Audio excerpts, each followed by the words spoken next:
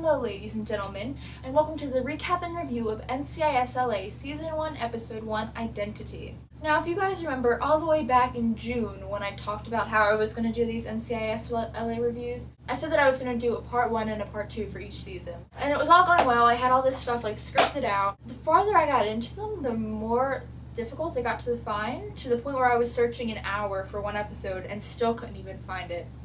So what I think I'm going to do is end up just buying the DVDs so I'll have them all together, because even on Netflix, one disc had 2 episodes, which was the pilot and the second episode, so I thought it would just be ridiculous trying to get all of that sorted out.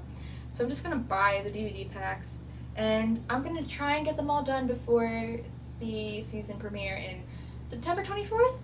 Is that the right date? I'm gonna really try, but if that doesn't happen, it's just because it's back to school and it's so crazy and I'm just trying to balance everything out. So please excuse me if that doesn't work out. But I'm still gonna try and do NCIS LA reviews after that. I thought I would just review the pilot because I said I was gonna do NCIS LA reviews, and I put on my banner that I do NCIS LA reviews, and so I thought, hey, why not actually do an NCIS LA review? So I'm actually going to start out talking about the negative things, which is how all great things start out, focusing on the bad.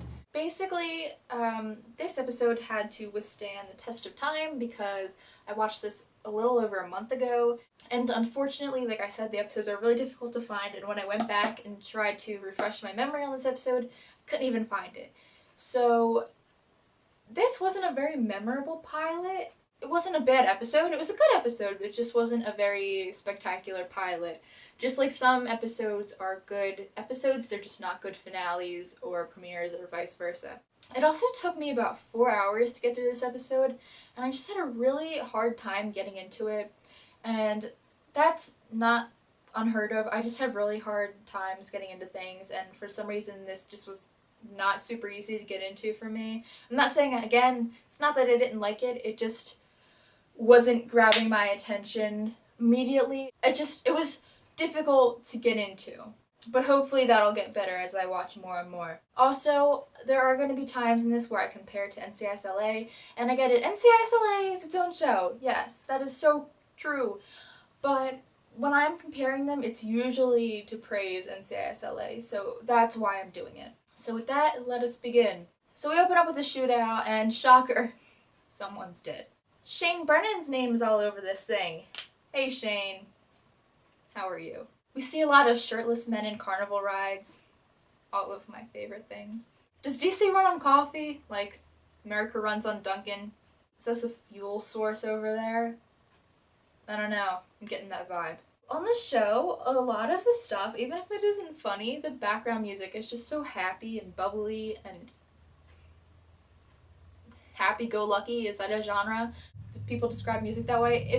Well, it is, and it makes me happy and want to laugh, so. Speaking of the score, it's very similar yet vastly different to Brian Kirk's. It has the NCIS vibe, but it has its own personality, and I thought that was really well done. So we get into the NCIS LA headquarters, and there's some random woman screaming in different languages, and who is that? Oh my god, it's Kenzie Bly. She's so perfect. There's literally nothing else I can say. And then we also meet Grandmother Willow herself, Hetty. She's so much sassier than I pictured. Even though I was told she was going to be sassy, the sass is just overflowing. And I like it, I think. And then there's also the lost green brother, Eric, who's so handsome. Eric is my type. And then suddenly we pull into Exposition Station and little pieces of everyone's backstory climb on board, and it's just thrown at us at an increasingly hefty speed. And then we just pull back out into the plot. We see Vance! Ah, Vance! You're here! Hello. Question about the transitions. I like them, but I'm not sure what's going on in them. With NCIS, it's, the foof is of the last shot of this scene. With this, I'm not sure what's going on. Is it just random shots, or is there a thing going on? I don't know. I like them, though. They're nice. Callan is literally like the perfect mixture of DiNozzo and Gibbs. I can't even. With the movie references, it's so wonderful. I really like him. And so Callan and Sam go to this house, and They're talking about all this like house stuff. And he's like, if there's a hot tub, I'ma drown you in it. And I like that. Death threats are funny as long as they're from friends. Haha. Do all these guys just know a lot of languages? Because when Callan's talking to this guy, he suddenly is fluent in other things. Though I'm assuming Sam doesn't know it because of this wonderful screen cap that I couldn't resist taking. Like I said, I'm refreshing my memory of this. Basically, I think it was this guy, the guy died, and then his sister has a daughter, his niece. That was hard to figure out. So then him and the niece were very close, and the niece is missing. It's all coming back to you now. Alright, got it. One thing that I really appreciate about this show so far is that there's no really obvious copying and pasting. Like, they took the characters and made them their own. Like, you don't see, oh, that's the Gibbs character, oh, that's the McGee character, and so on and so forth. They did a pretty decent job of mixing all the traits up, and I think it's just really well done. Awesome job for not copying and pasting. The psychologist on this show, oh my god.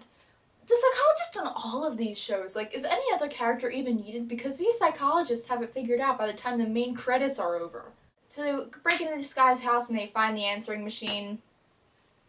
Good job, guys, you got him. Leave a message at the tone.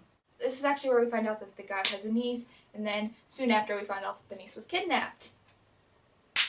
High five for chronological order. Find the kidnapper's house, and it's this gorgeous house. Like, my god, this is stunning. Sorry, I'm like fangirling over architecture right now, but good lord, that is a lovely house.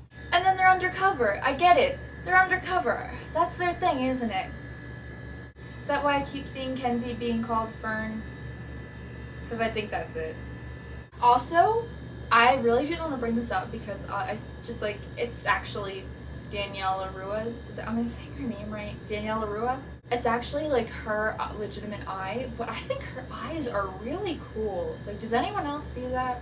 I don't know, I think they're really, really nice. I think that's really interesting. Sorry, I just had to put that out there. Danielle Arua is perfect. I've seen 40 minutes. I already have a new obsession. Awesome. Needed another one of those. And then, snap! Really good plot twist. I really like this. They made the dad, like the foreign, you know, God knows where the dad is. He's the kidnapper. He's the bad guy. I really like that, and I did not see that coming. Maybe it's just because I don't see anything coming, which is a blessing and a curse because I'm always surprised and then I'm just stupid. You win some, you lose some. This girl is gorgeous. Why was I not this pretty at 12? At 12, I looked like the lost garbage pail kid. So then, this bad guy, instead of shooting Callan, he just talks to him. And then curiosity quite literally kills the cat because then he gets shot during his confusion. How did this little girl not hear everything that went down in this house? I think she's suffering from that NCIS disease where we just hear the things we want to hear. I wrote here, I want Denzi babies, but I don't even think Deeks comes in for another season. But apparently I want Denzi babies right now. Hetty is kind of like that teacher you hate and love at the same time, and I really like her. Why is this NCIS headquarters so fabulous, and the other NCIS headquarters is just really orange? Like, they look like they're working inside a giant traffic cone. And in here they're working inside like a palace. And then we find out that G doesn't even know his name, and that's so sad. Like, why would you just do that on the first episode? Like, I was not prepared for that kind of hit to my heart. Like, my poor little baby, and I'm already calling him my baby, and it's the first episode. And that's a dangerous sign. And then Hetty covers him on the NCIS LA floor, which apparently is where he sleeps, and this is just too much for me. Way too much for me. This came right out of left field and just hit me in the face. And by the end of this episode, I think I've literally seen Shane Brennan's name 25 times. That's NCIS LA Season 1, Episode 1. Overall, I really like the episode. I really like Kenzie, and I like Callan, and I like Eric.